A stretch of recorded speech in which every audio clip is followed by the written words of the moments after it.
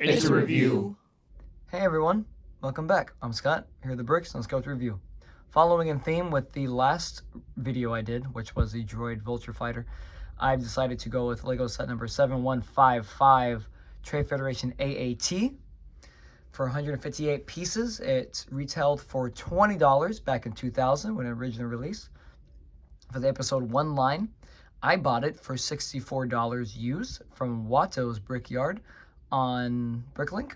Wonderful little shop. They got a nice little selection and fast shipping and great service, actually.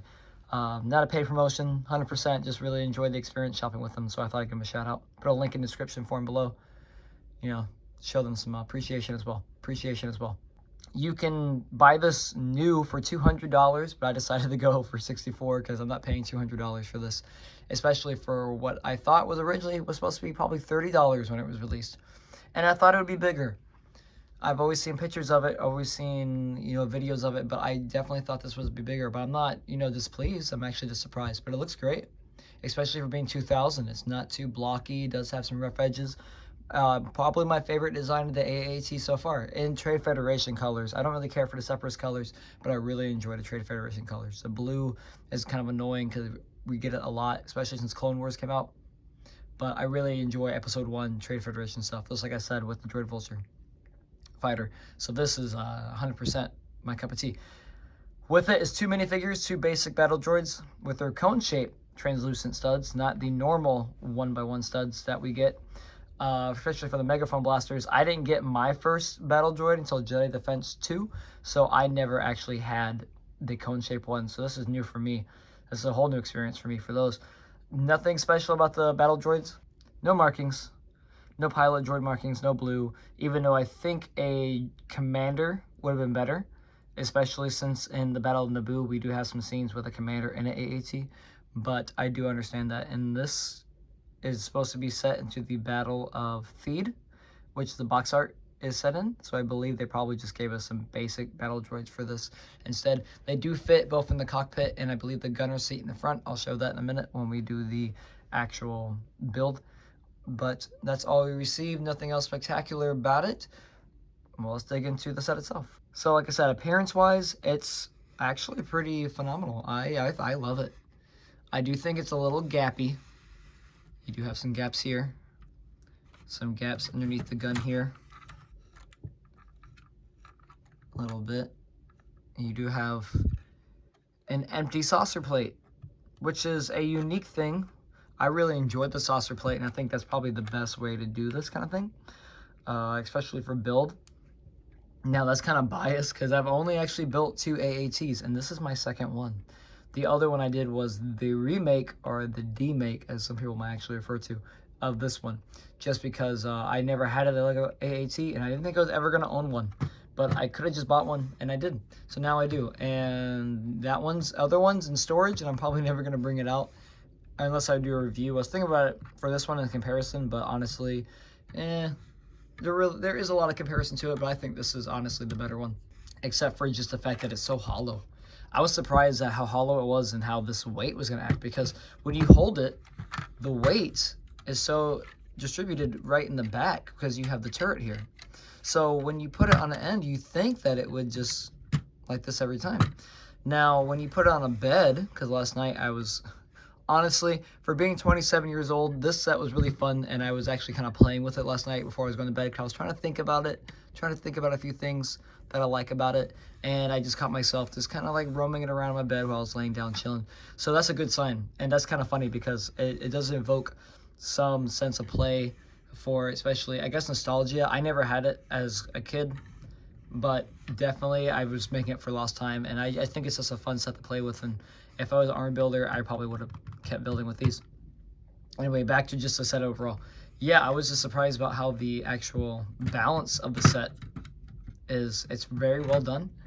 You do have some blues on the sand, like most early 2000 Star Wars sets have, which is really funny because I remember when I redid the 2020 Lego UCS Star Destroyer, and doing that one, for the first time, and then looking how the inside breaks up all of the repetition of light blue gray by actually putting so many different colors for a lot of the support systems and the inside is really awesome. So to see this kind of stuff like that reminds me of that build, and I guess, you know, for being the Star Destroyer, it does bring back some memories and I guess nostalgia for building early 2000 sets.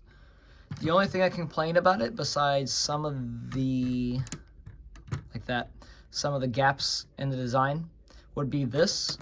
I guess these might be the exhaust or the hydraulics or fuel tanks or something. I don't really know what it is cannon-wise, but, or maybe the ammunition, but very, you know, flimsy.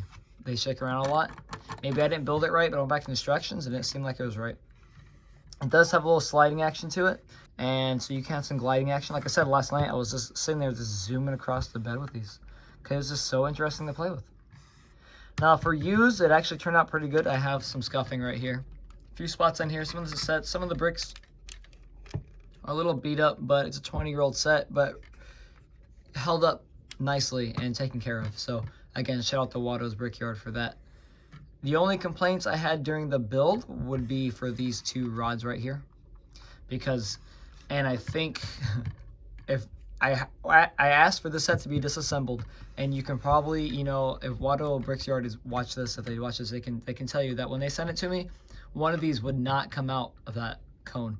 So, and then I realized why, because I put the other one in there and I was like, Jesus, that's a tight fit. So that was pretty funny having to deal with that. And that was my only two things, these little blasters here. They are pretty tight to go in there. I had to really ram them into that 1x1 stud right here just to make sure they get in there so they're stable.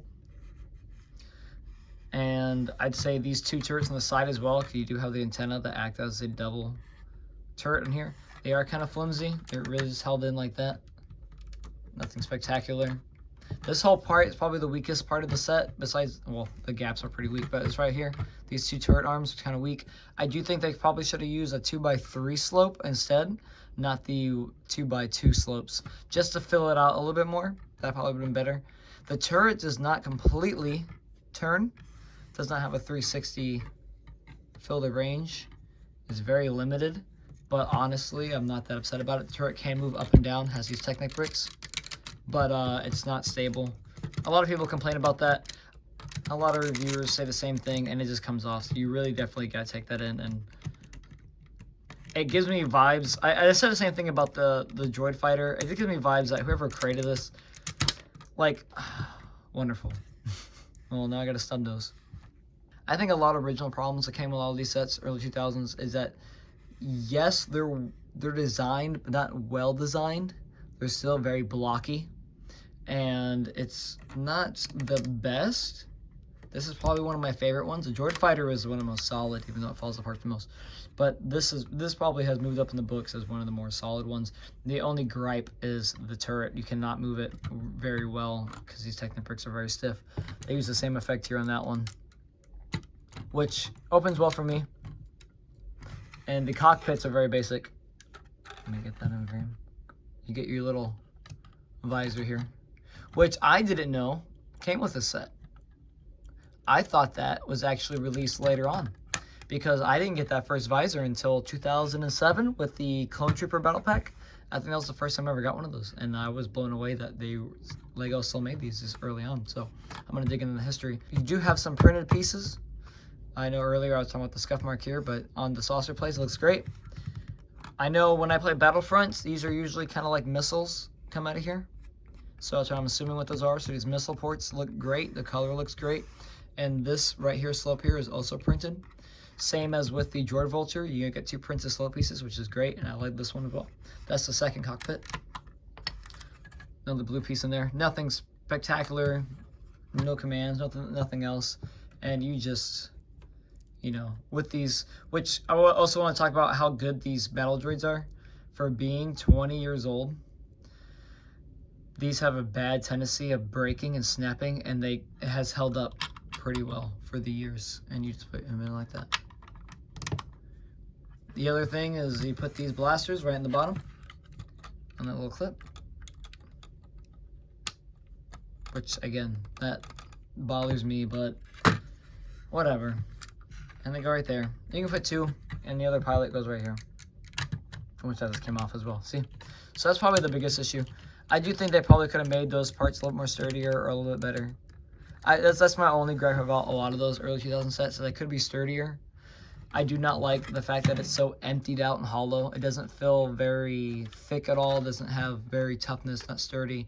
That's my only real big gripe. I say that, but I also have more gripes. Obviously, that one, the gaps, and this one, it just keeps growing. You know, maybe I don't actually love the set.